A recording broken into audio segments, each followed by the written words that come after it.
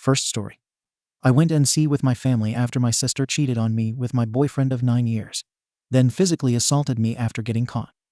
Still, my entitled parents took her side and demanded I move on, saying I should be happy for my sister. Now my father demands I come back. Mom is having a meltdown, and my sister blames me for ruining her life. I grew up in a very traditional home, but since I started puberty, I realized that I didn't like girls that much. It took me a while, but when I was 17, I finally realized and accepted that I was homosexual. My brother 24, but then he was 13 and my sister 19. But then she was 8 took it very well. Nothing changed between us. Maybe they were still too young, but they totally accepted me. My mother, after a lot of time and questioning a million times if I was sure or if this was just a phase, just told me to be careful. My father wasn't happy at all and still isn't. 2 years later, I met a guy and totally fell in love with him. We started a relationship, and I believed he was perfect. I loved him, and we started to live together 3 years ago. Living together was a dream. We matched almost perfectly in almost everything. I loved and cared for him, and he made me feel safe, loved, and cared for. But a couple months ago, I took my phone and headed to the bathroom. I spent a lot of time there and usually use my phone to play or watch videos. When I was already doing, I noticed I took the wrong phone. We have matching cases. I bought them for our anniversary. I just opened YouTube and started watching videos. When I was done, the phone got a notification, a text from my sister. Unconsciously, I opened it, believing it must be something important to contact him. I wasn't ready for what I saw. It was a naked pic. I'm not proud of what I did. I never looked into his phone before, but I started scrolling through their conversation. I was in tears, furious. There were a lot of naked footage, sexting, and even a couple of sex videos of the two of them. I felt so disgusted, sick, and humiliated. He had been cheating for months with my freaking sister. Those images are now burned inside my brain. I rushed into him and told him about what I saw. He didn't realize it until I threw his phone with their conversation open. He tried to calm me down, saying it wasn't what I was thinking. I'm not proud of what I did next, but I jumped into him and started punching him, screaming about how he slept with my sister. It was horrible. We broke up. But after that, things just got worse.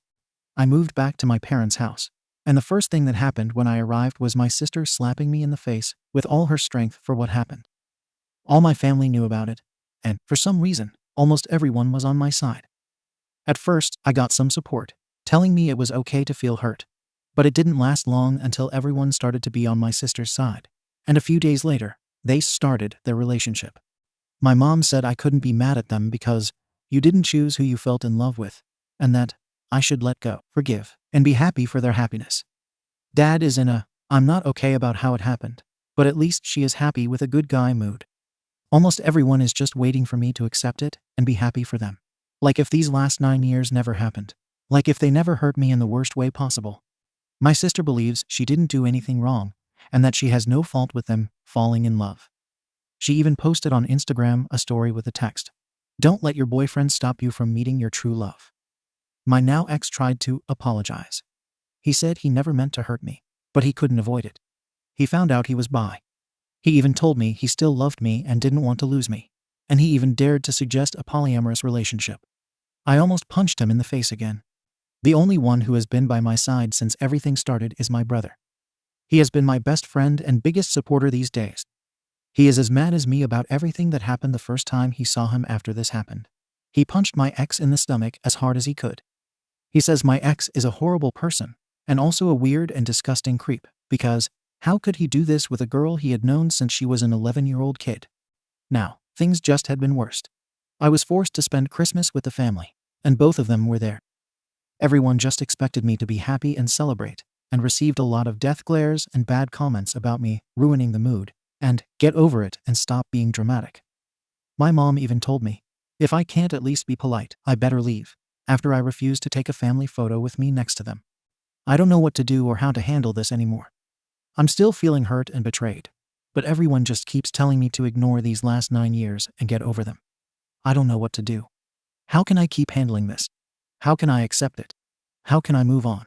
Update. The last few days have been crazy. But to make a long story short, I'm already out of that house and have cut all contact with my family, and my mother is turning crazy about that. After the post and all your comments, which I appreciate a lot, and want to thank every single one of you. I realized I was not in the wrong for feeling hurt and betrayed on so many levels and decided to move as soon as possible. As I said before, I already have a place, but I can't move there yet, so, with a lot of help from some of my friends and my brother's friends, I planned my way out. Those last days, I acted like a rock, trying to not give them any emotion, a thing that my mother took as a sign that I was finally getting over it. She even told me, if now I realize how easier and happier everyone's lives are if I just stop being so dramatic. Every single word just made me realize how much I needed to get away from them. I waited until last Sunday, and when everyone went to the church, like the perfect happy family they pretend they are, I called my friends and moved all my stuff out of there. One of them offered to keep most of my stuff in his place, and I went to a nice hotel. Before leaving, I left a note on the table for my parents, basically saying how much they hurt me, not only by siding on my ex's side, but also by allowing and celebrating their affair, and by making me feel like I had nothing to do or felt nothing. I realized how they actually never accepted me, and how they are so homophobic that they would rather see me hurt and suffering than happy with another man. I ended it by saying that I would be out of their lives, that I wouldn't contact them, and that I expected them to not try to reach me, and to please try to be good parents and take care of my sister, because I suspect he will eventually hurt her. That afternoon, I slept and rested. As I blocked all of them in any way I could think, they were unable to even know where I was. But, from the things some friends and neighbors had told me, when they came back and realized what happened, Dad was furious. Mom had a meltdown, and my sister cried about me doing all this drama just to hurt her. They tried everything to contact me. They called some relatives to try to find me, to the point that Dad called my brother, demanded his answers, and even ordered him to tell me, I must go back home, stop this nonsense, and apologize, or there will be consequences.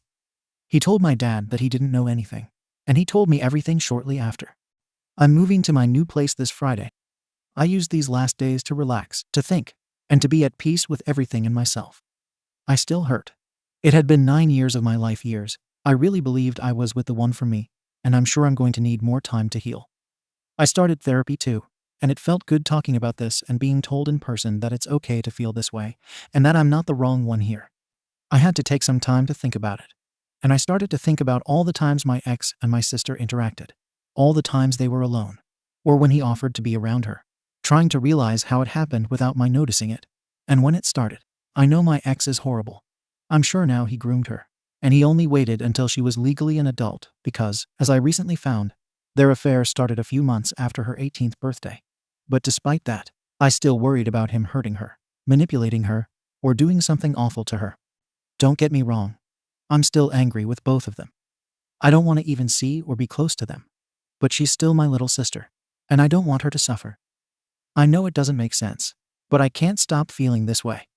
Anyway, I think I already wrote too much.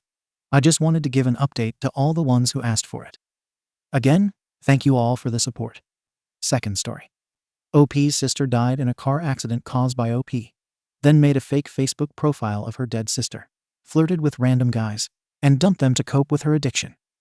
Later, she saw her sister's pics on adultery websites, so she accused and publicly humiliated her sister's ex, believing he leaked the pics when he did not, and exposed herself. Oh boy, a small introduction. I have never used Reddit before, and the only other person who knows this helped me make this account. There's a reason only he knows this, and I'll get to that soon. We had been listening to Radio TTS on YouTube, and the confessionals helped me get the courage to post about it. We have been talking about revealing the truth for a few years now, but I can never quite do it. Here goes step 1, I suppose.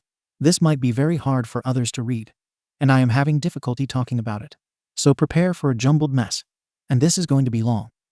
I left some things intentionally vague, so as not to easily give up who I am to those who might know obviously. Here are some details about everything before, and including her death. I felt like I was getting those things off my chest, more than what you're expecting to read. We were very close, and we were twin sisters as well. Our family life was always kind of rough, and after we graduated from high school, we quickly distanced ourselves from most of our family. We became quickly reliant on each other, and for a few years, it was the best decision we could have ever made. My sister was the more successful of us both, and quickly made a name for herself. And after a short university stint, she worked her way into a 6-figure job. I never really was that successful, and what little money I made I used on alcohol and drugs, not very serious drug use. But the occasional marijuana smoked and white stuff in the nose. My problem was mostly alcohol addiction. All things considered, I was very happy and felt quite free. She no doubt supported me all by herself. But outside of the occasional drink, and allowing me to enjoy some pot she bought with her own money, the alcohol and drugs I consumed were mostly bought with what little money I made working a general warehousing job. Less than a year before Katrina died, she started dating the last guy she ever dated, and the only other person who knows about the awful things I've done since. We'll call him Steve. I was driving Katrina home after she got a little too drunk with Steve out at the bar that night. This wasn't terribly uncommon, and Steve's father owns the bar they went to. I wasn't drinking nor high at the time, but for the sake of leaving no leaf unturned, the previous few days were an absolute bloody awful binge, and I don't know how I was still alive. We had just been hit with a rather large snowstorm, and the roads weren't completely cleared. But I still took the back way home anyway, trying to be the cool sister for once. I was going down the back roads to our apartment at roughly 130-140 km/h, like 80 km/h. I think for the Americans, and we were flying all over the place. It was good enough to make my very inebriated sister, Katrina, sick, so I pulled over. It was extremely cold, and I stood out with her in the snow at below 0 degrees Celsius for at least 20-30 minutes, with the wind blowing pretty steadily at around 30 km/h. Not too crazy, but not uncommon for the country we lived in at the time. When we got back into the car, I blasted the heat, and fortunately or unfortunately in this case, the car was running the whole time, so the heat kicked up pretty nicely. On the drive home, I started to get a little dizzy and was dozing off, and Katrina was already asleep in the passenger seat. I think you can see where this is going. I dozed off, and my car found the nearest tree. She survived the crash, but the next morning she lost her battle. Our mother and father flew 12 hours to see her, but she passed away a few hours before they arrived. Things between my parents and me were never the same. My mother died a few years later, and nobody was sure why. Although I am fairly sure it was heartbreak, she never seemed to get past Katrina's death. My father then died 2 years ago from a sudden brain aneurysm. Neither of them ever knew about my secret. The only one until those of you who read this is Steve. Aliases. My sister, Katrina. Her boyfriend at the time was Steve. About 7.5 years ago, my sister died in a car crash. All of the details are in the link above if you haven't read that already. I still haven't quite coped with it until this day. Maybe today I can finally start. The hardest part was coping with her death, the following days after it happened. A few days after she passed, I took down her Facebook page, and then my own soon after. All the pain and friends and families posting about it was too much. After a few days of drinking myself nearly into a coma, I got the idea to start a Facebook page, Living in America, with her first name and a random last name I came up with. Initially, I wasn't intending to do anything with it, except, in a weird sense, keep her alive in my mind, I guess. After a few weeks, I had joined a lot of American sports pages and started to become a fan of the teams. Before long, a lot of men grew interested in a female on their pages and began to friend request me. Trying not to embarrass myself, I read up as much as I could on the teams and the two sports I chose. For those wondering, I already knew quite a bit about American football and hockey, but wasn't really a fan of the sports, although I had been to a few games. My parents moved us to the USA when we were really young. We moved back to our home country in Europe as soon as we could. Either way, I knew these people would know the sport and their teams much better than I do, so I didn't want to be embarrassed by a fake account of what was quickly becoming my dead sister. God, how can I be so effed up? Jesus. Anyway, I met quite a few wonderful people who I still off and on talk to this day. Originally, my intentions were to quickly come out and say, well, my name really is, and just be myself. Easy, right? We're twin sisters, and while we don't exactly look the same, it would be hard to notice if you weren't paying much attention to detail or didn't know what I looked like. Well, one of the guys messaged me, and we became pretty close pretty quickly. A lot of that was due to my alcoholism and my already vulnerable mind looking for any attention I could get, I guess. Initially, I put it off as he casually asked for pictures and started to assume I was a guy. So all I sent was an audio message. I don't remember what I said, but quickly he realized I at least wasn't completely catfishing him, and we continued to talk. Eventually, I gave him and a few other people my number. Take a guess whose phone I still had. But with my intentions of trying to keep my true identity secret, I only vocally spoke to the one guy on the phone. The other guys, I just chatted up a little in text and made up reasons not to talk on the phone. I find that kind of creepy anyway. Ironic. Here, it seems kind of harmless, but it gets, so much worse. The first time I sent a picture, it wasn't of me, but of my sister. I don't know if that was intentional or not, as I was still really drunk. This is a couple weeks, maybe a month later. But before long, I started getting into more intimate photos she had on her phone, and sending them to these guys while having actual conversations with them through Facebook and, for a few, text messages. One of the guys, however, turns out to be a pretty sneaky guy on the internet and does some research into the photos, unbeknownst to me. At some point, maybe a day or up to a week later, he confronts me with the fact that these photos turn out to be on quite a few adultery websites. Turns out, an ex-boyfriend of hers who I suspect might have been Steve, although if I wasn't drunk, I could have seen into reason and saw these were several years old and couldn't be him used some of these photos and sent them out a la revenge adultery style. As you might suspect, I initially called out Steve publicly about it, something I dearly regret and have since made up for. And all that led to was questions about, wait, how would you know that? And my confession to him in private about what I had been doing. Anyway, he ended up doing a lot of hard work and getting just about all of them taken down. And eventually they found out who did it and caught them. He went to jail because they found other things with their investigation. I don't know for how long, but I don't want to get off topic. He's old news. Back to the point. Instead of letting this guy who found all the pictures reveal my secret, I owned up to it and told him my pictures were illegally posted online and all that business. I even then sent him a picture of myself holding up a sign to prove it was me, and I was in the clear, sort of. I then proceeded to start a fake argument with him, and I was really nasty to him, so either I could block him or he would block me, and I wouldn't have to worry about it again. I know that he'll probably never read this, but if he ever does, I'm sorry, I couldn't control myself, and as a recovering alcoholic, I know that anyone will do anything to help keep their addiction going. Whether it be alcohol, fake identities, or what have you. About a year goes by, and by this point, I can't tell what's the truth and what's the lie anymore. I had gone through men both online and in real life at a rate where everyone was starting to run together. Although a few of those men and one girl still remain people who I talk to this day, most of them I threw to the side with reckless abandon, and I'm so very sorry. Every couple months or so, I would update my profile picture with an old picture of hers just to keep it going. When things started getting a little iffy, I spent all day trying my hardest to look as identical to her as possible to post a picture that wouldn't make me feel sketchy, and ended up never having the guts to post it. With each day as my alcoholism got worse and worse, I was somehow able to somewhat maintain the guise that I was my dead sister. Sure, it helps being female, who is her twin, and if I ever truly needed to, I could video chat to somewhat keep that guise up, so long as nobody paid attention too closely. For those wondering, Katrina got a lot more of the cute features, and I got a lot more of the angled ones. Not to mention my eyes are hazel, and she got mom's blue eyes. Plus, in my drunken state, I made the mistake previously of posting a picture with both of us in it. It's pretty easy to tell we're sisters, and it's kind of easy to guess we're twins. But it's pretty easy to tell the difference if you ask me. I'm sure a lot of twins feel this way, but I think we'd be a heck of a lot easier than most identical twins to figure out. Moving on, when my father died about 2 years ago, I inherited everything.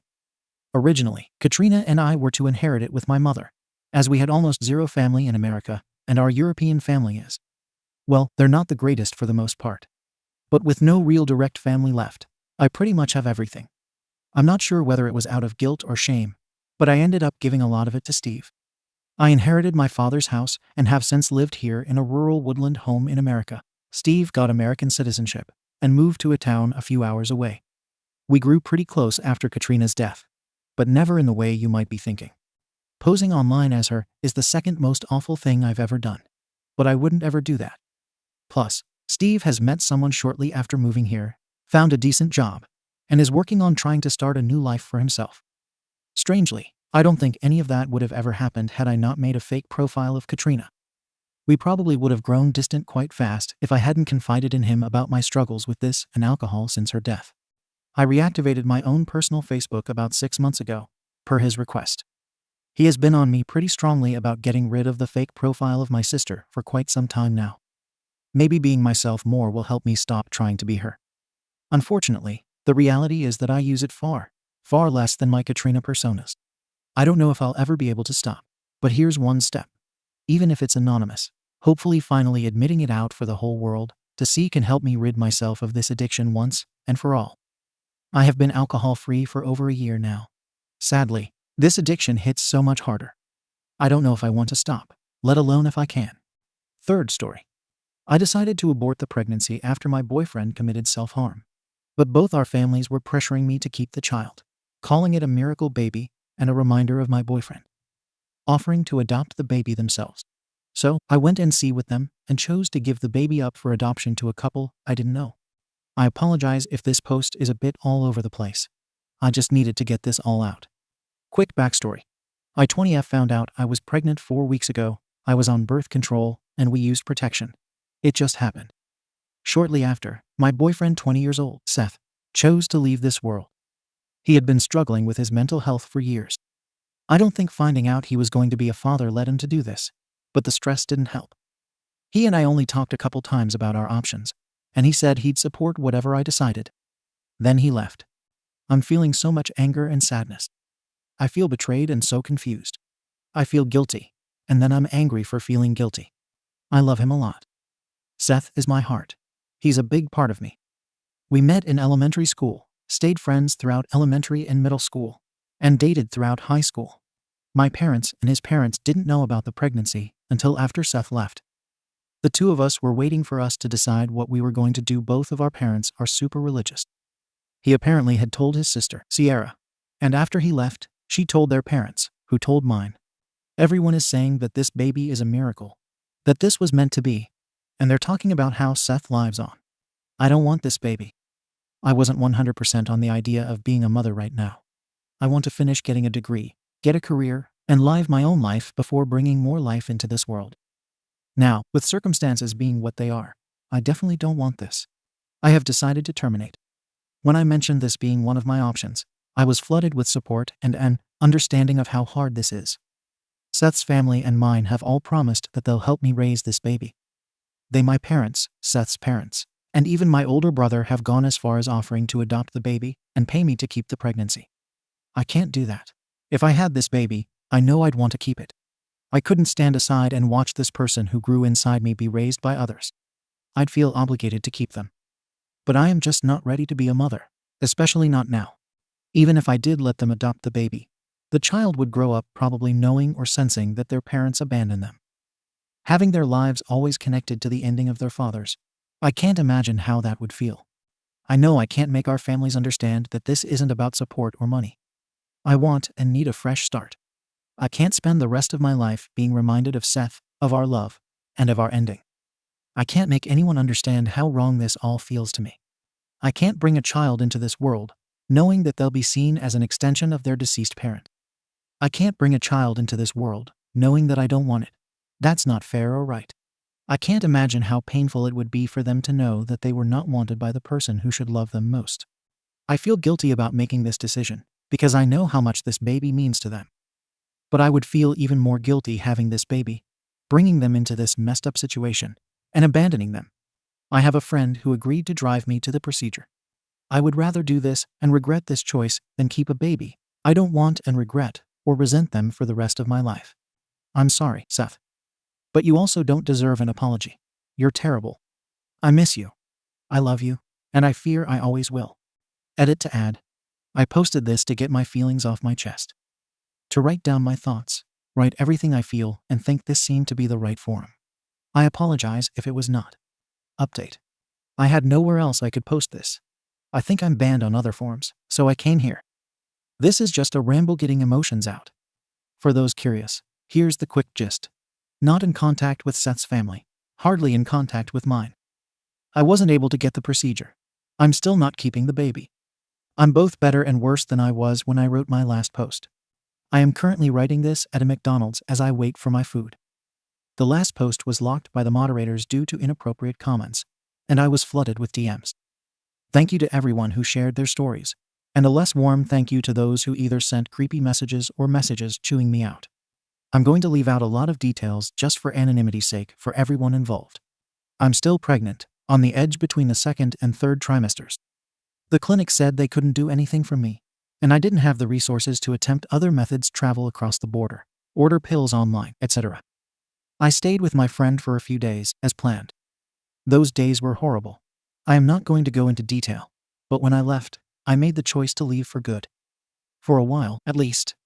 I went to stay with a distant relative, or more accurately, Burned through my meager savings, renting a room from a family connection out of state. They don't ask questions. They only care that I don't cause trouble, don't make too much noise, and that rent is paid in full and on time.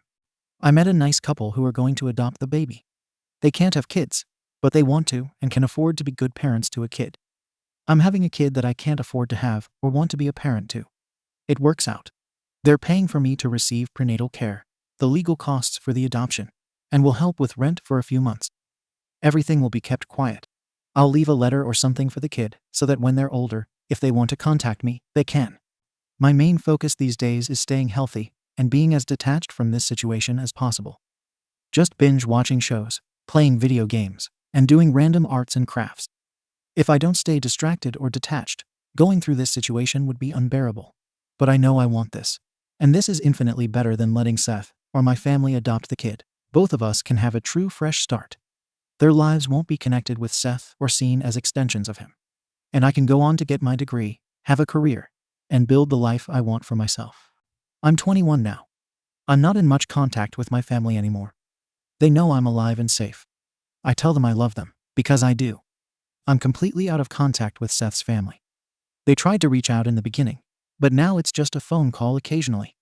None of them know the truth about December, what I tried to do or what I'm about to do. I told people a story about losing the baby and needing to go away to heal from all my losses. I'll go back eventually. Once I recover, I'll figure out where to go with my life from there. I'll also figure out ways to keep this secret buried. But there's still some time for that. So that's all. Thanks for your time. Thank you for watching the video. If you are interested in listening to these kinds of stories, we've got more in store for you. Simply subscribe to our channel, hit the like button, and share it with your friends.